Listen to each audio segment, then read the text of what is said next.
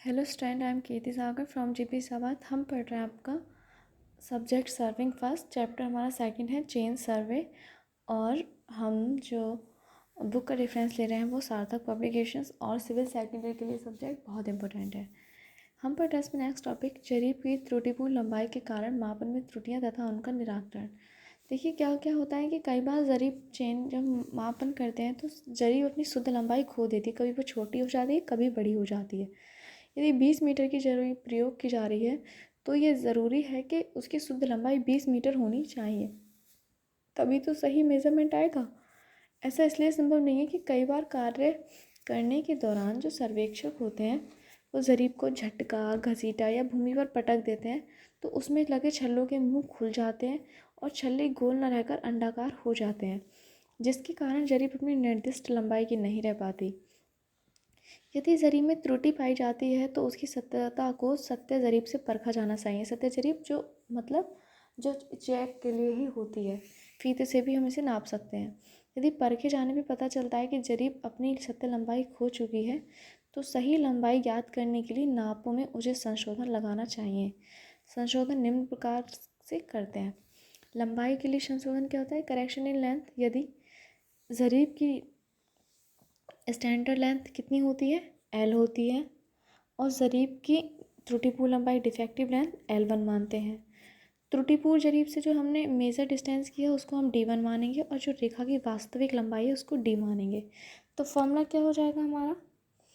शुद्ध जरीब इंटू शुद्ध दूरी इज इक्वल टू अशुद्ध जरीब इंटू अशुद्ध दूरी, मतलब L into D is equal L1 into D1।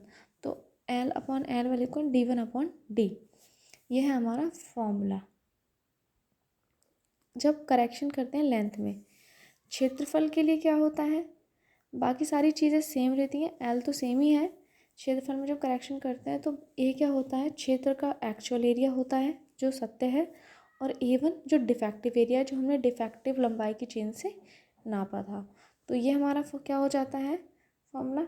L square A is equal to L1 square into A1।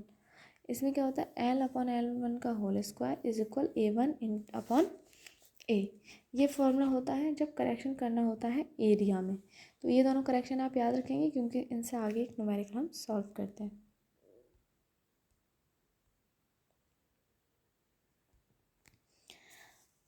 माना दो बिंदुओं, देखिए छोटे छोटे न्यूमेरिकल्स हैं इसलिए मैंने इन्हें स्पेशल क्लासेस के थ्रू नहीं करवा रही हूँ कि मैंने खुद से सॉल्व करके दिखाऊँ। बहुत छोटे छोटे फॉर्मूले लग रहे हैं। ऐसा नहीं है कि अगर लेवलिंग का और कंपास सर्वे का जो न्यूमेरिकल्स होंगे वो इस तरह से होंगे, नहीं। वो मैं आपको पूरे अपने बाकायदा आपके नोट्स से करवाऊँगी और पूरी चीज़ें सारी बताऊँगी कैसे कहाँ पे क्या वैल्यू आ रही है।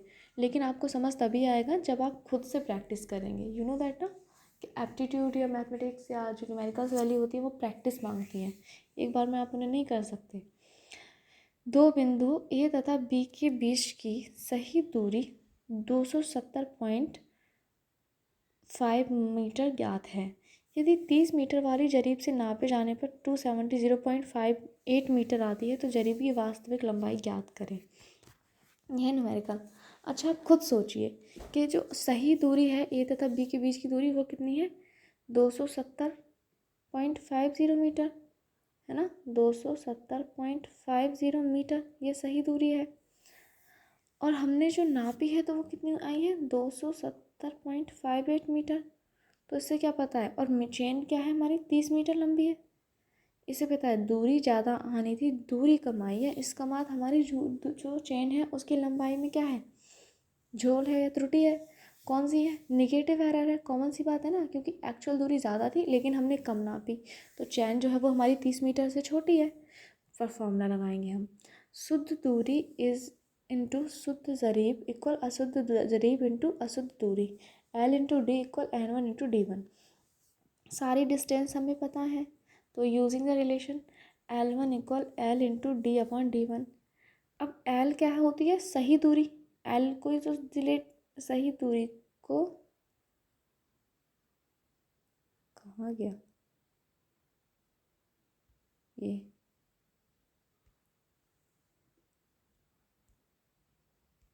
L1 को क्या करते हैं? जो आपका L1 हो, जो L है आपका वो क्या है, सही दूरी है, करेक्ट लेंथ है, तो कितनी हो जाएगी 30 मीटर हो गई। L1 गलत वाली तो हमने वो कर ही रखी है, क्योंकि गलत डिस्टेंस हमें नहीं पता कितनी है। L1 कितना, L कितना है 30 मीटर है, D कितना है 270, D मतलब सही दूरी 270 है, और D1 क्या है गलत दूरी, तो 270.58, तो हमारी L1 आ गई। L1 कितनी है 29.99 मीटर। अब क्या करेंगे, ये हमारी L1 आई है, ठीक है। क्या चेन की जो लंबाई थी सही वो 30 मीटर होनी चाहिए, लेकिन हमारी जो चेन है वो कितनी है 29.99 मीटर की है। तो क्या करेंगे, 30 में से 29.99 मीटर छोटी है, तो ये कितनी होगी 0.01 मीटर छोटी है, मतलब 1 सेंटीमीटर छोटी है। जो हमारी चेन में त्रुटि थी वो 1 सेंटीमीटर लेंथ में था, मतलब चेन थी 30 मीटर की होनी चाहिए थी, बट वो 29 सेंटीमीटर छोटी है, नहीं 29.99 मीटर की है, वो होनी 30 मीटर की चाहिए थी। तो इस वजह से हमारी निगेटिव में एरर्स आ रहे थे। अब बात करते हैं, एक और देख लेते हैं पॉजिटिव का। एक रेखा की लंबाई 30 मीटर करीब से, 30 मीटर क्या है L, आप यहीं पे ये चीज़ कर लें, तो 515 मीटर निकली। वो डिस्टेंस कितनी निकली 15 मीटर निकली जब 30 मीटर से। अच्छा ये निकली, सही हो ये ज़रूरी नहीं है, ये निकली। अब यदि ज़रिए आरंभ से ही 15 सेंटीमीटर लंबी रही हो, देखो ये कितना बड़ा एरर है इसमें, मतलब 30 मीटर चेन की सही लंबाई है, और लेकिन चूँकि 15 मीटर ऑल्सो लंबी थी, तो जो हमारी जो गलत लंबाई होगी L1 होगा, वो हमारा कितना होगा 30 + 0.15, तो कितना हो जाएगा 30.15 मीटर। 15 सेंटीमीटर हमेशा से लंबी नहीं है ना, तो L1 ही आ गया हमारे पास। अब क्योंकि हमने जो चैन ही हमारी 30.15 मीटर लंबी है जिससे हमने नापी, तो 515 मीटर जो डिस्टेंस थी वो भी तो गलत डिस्टेंस ही होगी ना, क्योंकि चैन 15 सेंटीमीटर बड़ी थी। तो फिर क्या किया हमने, D1 हमारे पास पता चल गया, हमें निकालना है D, रेखा की शुद्ध दूरी क्या है। फॉर्मूला लगाएंगे इसमें, D is equal to L1 into D1/L। L1 की वैल्यू आपको पता है कितनी है, गलत जो लंबाई है चेन की 30.15, D1 भी आपको पता है 515, और L तो आपको पता ही है 30, तो ये डिस्टेंस आ जाएगी 517.57 मीटर, और इसको ही हम कहेंगे क्या, रेखा की शुद्ध दूरी। तो एक पॉजिटिव और नेगेटिव सारे क्वेश्चंस इसी तरह से होने हैं, ठीक है। क्वेश्चंस अगर इसमें से आपसे पूछ लिया जाए तो, वैसे ज़रूरी नहीं कि इसमें से आपसे क्वेश्चन पूछा जाए। तो अब देखिए आपका चैप्टर नंबर 2 जो है ऑलमोस्ट ख़त्म हो चुका है। इसमें ऐसा कुछ भी नहीं है जो अब पढ़ाने को आपको रह गया हो, सारी इम्पोर्टेंट चीज़ें बेसिक से आपको क्लियर करा दी गई हैं, समझा दी गई हैं। लेकिन अगर आप इसे नहीं पढ़ेंगे तो प्रॉब्लम हो जाएगी, क्योंकि सर्विंग जो सब्जेक्ट है वो अपने आप में ही एक नया सब्जेक्ट है आप लोगों के लिए, तो इस पर आपको ज़्यादा टाइम देना पड़ेगा। आई होप आपको सारी चीज़ें समझ में आ रही हूँ। क्लासेस जब ऑफलाइन मोड में होती है तो क्लास की बात और ही होती है, आई नो दैट, बट कोई नहीं, हम पूरी कोशिश कर रहे हैं कि अच्छा कंटेंट आपको मिले और अच्छी चीज़ें आपको मिले, तो इसलिए आप अच्छे से पढ़ें।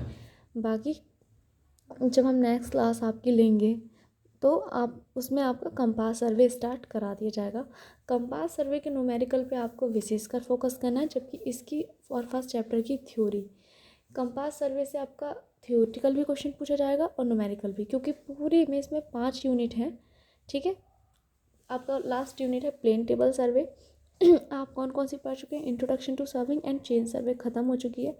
नेक्स्ट पढ़ेंगे आप कंपास सर्वे, उसके बाद पढ़ेंगे आप लेवलिंग, उसके बाद पढ़ेंगे आप चेन सर्वे। लेवलिंग और कंपास सर्वे से आपके न्यूमेरिकल्स पूछे जाते हैं हमेशा, मैं बार बार बोल रही हूँ, और ऐसा नहीं छोटे मोटे न्यूमेरिकल पूछे जाए, लॉन्ग क्वेश्चंस अगर आपके आते हैं तो लॉन्ग क्वेश्चंस में वो न्यूमेरिकल आपके पूछे जाते हैं। आपको कैलसी का बिल्कुल ज्ञान होना चाहिए, कैलकुलेटर, तभी वो आप न्यूमेरिकल सॉल्व कर पाएंगे। Thank you class.